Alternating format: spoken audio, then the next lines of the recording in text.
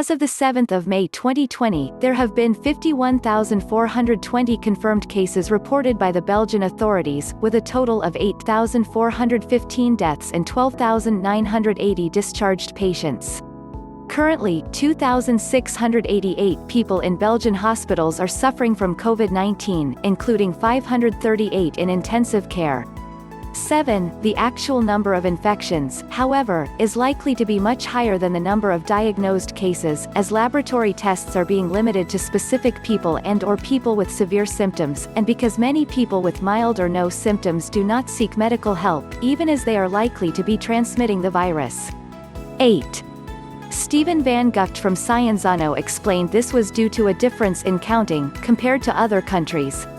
159, 160. In Belgium, around 46% of the COVID-19 deaths occurred in hospital and 53% occurred in care homes, and while the deaths in hospital are all confirmed by a test, only 5% of the deaths in care homes are confirmed by a test, the other 95% being suspected cases. 161. The Netherlands, on the other hand, only counted confirmed cases. 162. This way of counting was criticized by some politicians, who, as it would portray Belgium as bad in the fight against coronavirus and also would harm the Belgian reputation of being a prominent country in the pharmaceutical and biotech industries.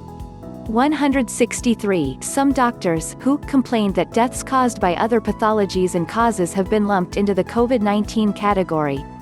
164. The virologist Mark van Ranst, member of the Belgian Scientific Committee for Coronavirus, also criticized the way of counting, saying it is dumb that almost all deaths occurring in care homes are being counted as COVID-19 deaths, leading to an overestimation according to him. 165. Belgian authorities however defend their strategy for being the most transparent and the most detailed method. 164. Even if it results in numbers that are sometimes overestimated.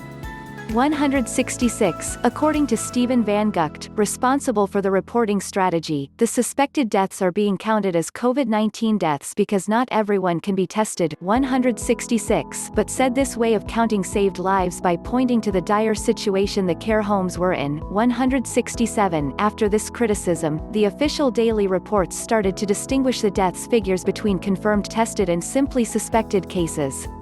168.